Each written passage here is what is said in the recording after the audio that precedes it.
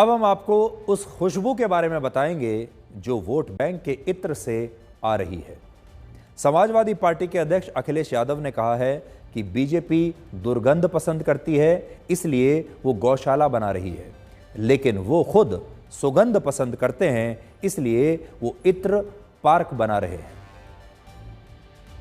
कन्नौज में रहकर के हम लोगों ने भाईचारे की सुगंध दी है। ये जो भारतीय जनता पार्टी के लोग हैं, इनकी नफरत की दुर्गंध है।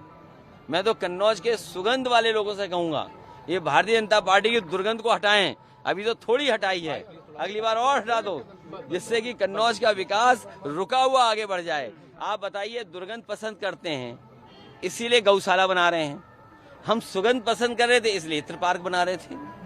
बताइए, ये सांड पकड़ रही है सरकार के नहीं पकड़ रही है? आप खुद जानते होंगे। नहीं पकड़ रही है, उसका भी पैसा खा जा रहे हैं। तो इसलिए हम लोग सुगंध पसंद करने वाले लोग हैं, इसलिए परफ्यूम पार्क बना रहे हैं। ये दुर्गंध वाले लोग हैं।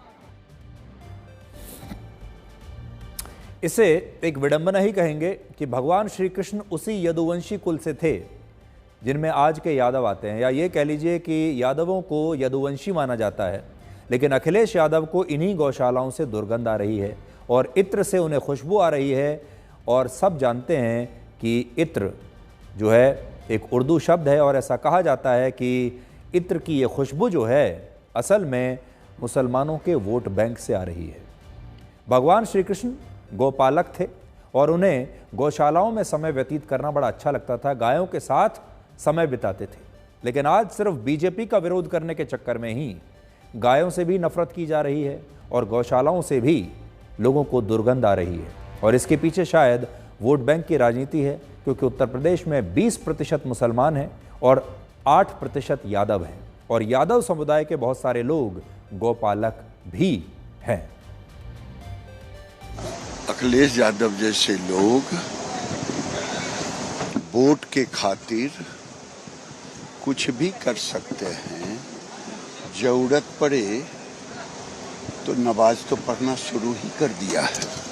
तो बहुत आश्चर्य होता है कि अपने आप को गोवंशी कहने वाले लोग गोकशी के कभी संरक्षक बनते दिखाई पड़ेंगे, कभी गौशालाओं की जगह इत्रशाला बनाते दिखाई पड़ेंगे। तो इस तरह की जो सोच है, इस तरह की जो सियासत है, इस तरह की जो समझ है, वो कई तरह के सवाल खड़े। आज मुख्यमंत्री जी ने उत्तर प्रदेश के हर जिले में गौशाला बना दिया है। ये तो साधुवाद की पात्र है। आपको बधाई देनी चाहिए थी मुख्यमंत्री जी को कि जो आपके समय में जो गाय गोवंश टहलता था उसको लोग काट देते थे, उसका मांस का व्यापार आम बात हो गई थी, वो योगी जी ने बंद कर दिया। तो गौशालों में आप दुर्गंध और सुगंध क्यों तलाश रहे हो? गौशाला में सनातन की आस्था को तलाशो। ये गौ माता है, इनको माता कहा जाता है और माँ पर टिप्पणी नहीं की जाती है। एक तरफ अखिलेश यादव जी को गौ माता में दुर्गंध नजर आता है, ये स्पष्ट रूप से दिखाता है कि इन लोगों को सनातन से लगाव नहीं है, सनातन विरोधी है। और मैं तो कहूँगा, अगर हिंदुस्तान में रह के सनातन से विरोध करते हो तो हिंदुस्तान में राजनीति बंद कर देनी चाहिए। वह भूमि ढूंढनी चाहिए जहाँ पर आप सनातन का अपमान कर सकते हो और वह देश सहेगा। यह देश सनातन का अपमान नहीं सहेगा। दुखद है, उन्होंने जो कहा बहुत दुखद, हम सोचे नहीं थे। वही गोबर से हमारे यहाँ पूजा पाठ हवन में इस्तेमाल होता, शायद उनके पिता भी हुए होंगे, लेकिन उसमें सब बदबू कैसे आने लगी। हमारे जो पवित्र चीज़ों में इस्तेमाल हुआ है गोबर, उसमें उनको बदबू दिखाई दी।